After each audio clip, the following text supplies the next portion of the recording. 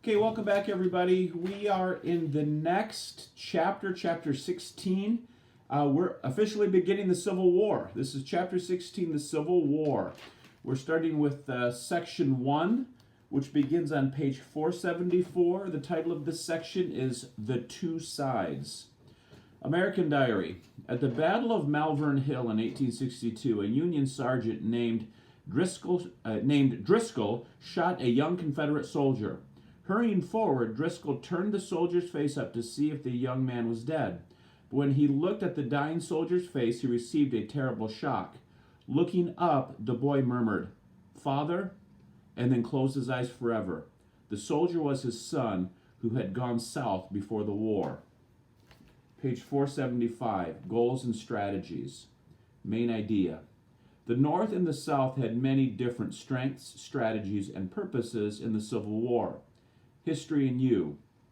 Is it better for an army to have plenty of soldiers or a powerful will to fight? Why?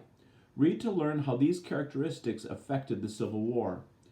Like the Driscolls, many families were divided by the war. Neither side imagined, however, that the war would cost such a terrible price in human life. During the 4 years of fighting, hundreds of thousands of Americans had lost their lives. Many thousands more were wounded in battle. The border states.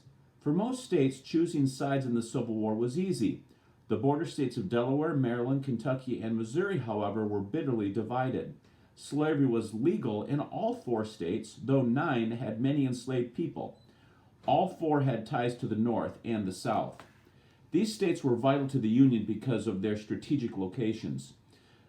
Missouri could control parts of the Mississippi River and major routes to the west. Kentucky controlled the Ohio River. Delaware was close to Philadelphia. Maryland, perhaps the most important of the border states, was close to Richmond, the Confederate capital. Most significantly, Washington, D.C. lay within the state. If Maryland seceded, the North's government would be surrounded. President Abraham Lincoln worked tirelessly to keep the 4 border states in the Union. In the end, he was successful. Still, many border state residents supported the Confederacy. The president had his hands full trying to restrain these opponents of the war. In September 1861, Lincoln wrote, primary source, "I think to lose Kentucky is nearly the same as to lose the whole game. We would as well consent to separation at once, including the surrender of this capital." From Abraham Lincoln, his speeches and writings. Page 476. Comparing North and South. When the war began, both states had advantages and disadvantages.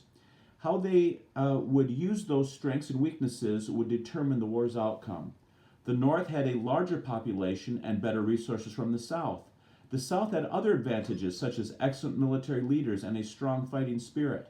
Also, because most of the war was fought in the South, the Confederacy knew the land had the will to defend it. War aims.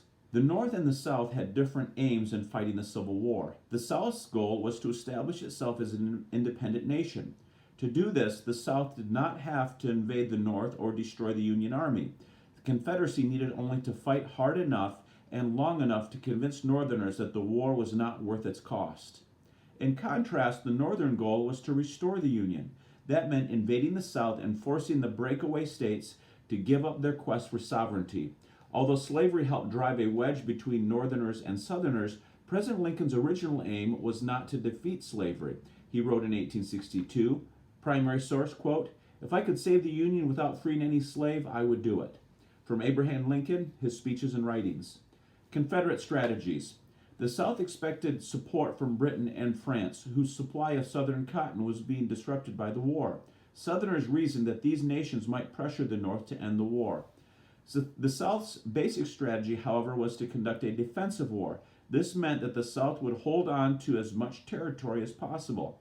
Southerners felt that if they showed determination to be independent, Northerners would tire of the war. The only exception to this defensive strategy was a plan to attack Washington, D.C. Union strategies. The North's war plan came from General Winfield Scott, hero of the war with Mexico. Knowing that the North would have to subdue the South completely, he proposed 3 main strategies for winning the war. First, the Union should blockade or close southern ports. This strategy would prevent supplies from reaching the Confederacy. It also would keep the South from exporting its cotton crop or selling it to other countries. Second, the North intended to gain control of the entire Mississippi River, which would split the Confederacy in two and cut Southern supply lines. Scott's plan was called the Anaconda Plan, after the snake that squeezes its prey to death. Third, the North planned to capture Richmond, Virginia, the Confederate capital.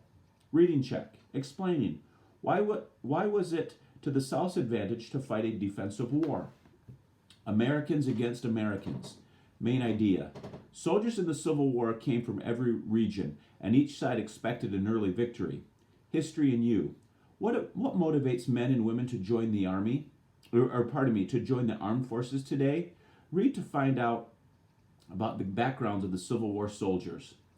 The Civil War was more than a war between the states. It pitted brother against brother and neighbor against neighbor.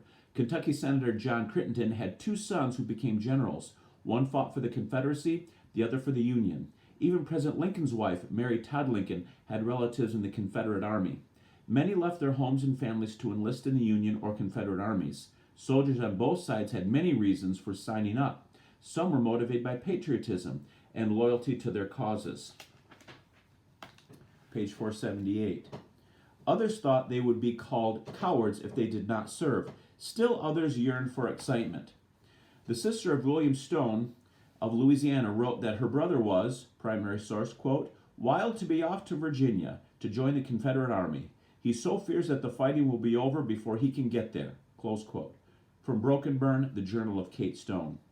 The quest for excitement was especially strong among young soldiers. Many recruits on both sides were hardly adults. Tens of thousands of soldiers were under 18, and some were younger than 14. To get into the Army, many teenagers ran away from home or lied about their ages. Although teenage boys were accepted into military service, one group of men was not permitted to fight during the early days of the war. Unwilling to provide enslaved people with weapons, the Confederacy barred African Americans from the Army.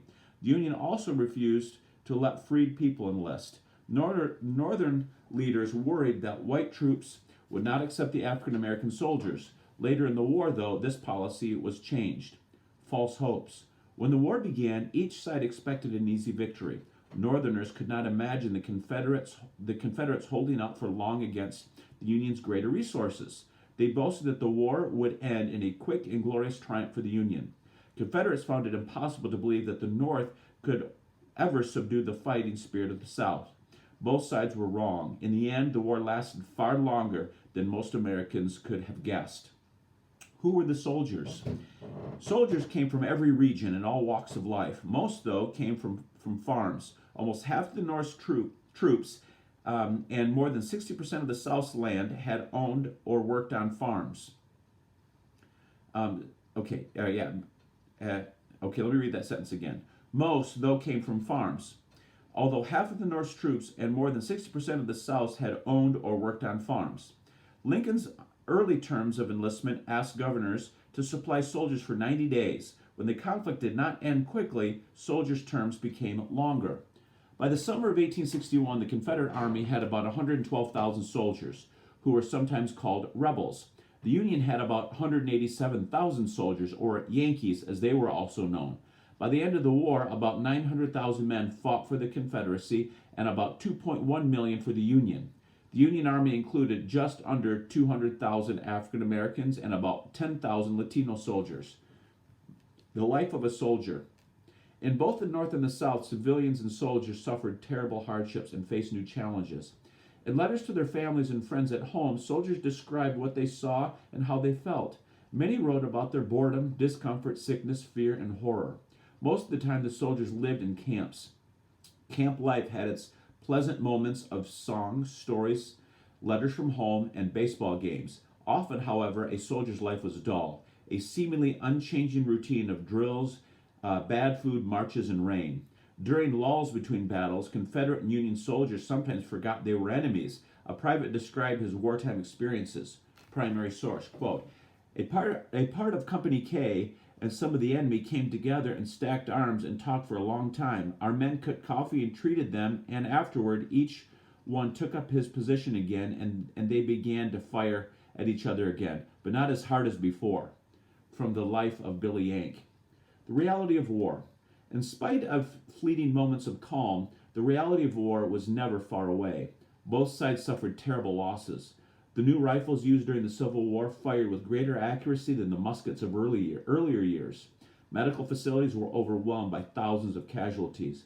After the Battle of Shiloh, the wounded lay in the rain for more than 24 hours waiting for treatment. A Union soldier recalled, "Many had died there, and others were in the last agonies as we passed." Their groans and cries were heartrending. Faced with such horrors, many men deserted. About 1 of every 11 Union soldiers and 1 of every 8 Confederates ran away because of fear, hunger, or sickness. Reading check, explaining, why did both sides think the war would end quickly? Section 1 review. Vocabulary. 1. Define the following: border state, contrast, blockade, export, challenge. Main ideas. 2. Explaining, why were the border states important to both the North and South? 3. Evaluating, what was the purpose of the Anaconda Plan? Okay, alrighty, that's it for Chapter 16, Section 1. Hopefully, yeah.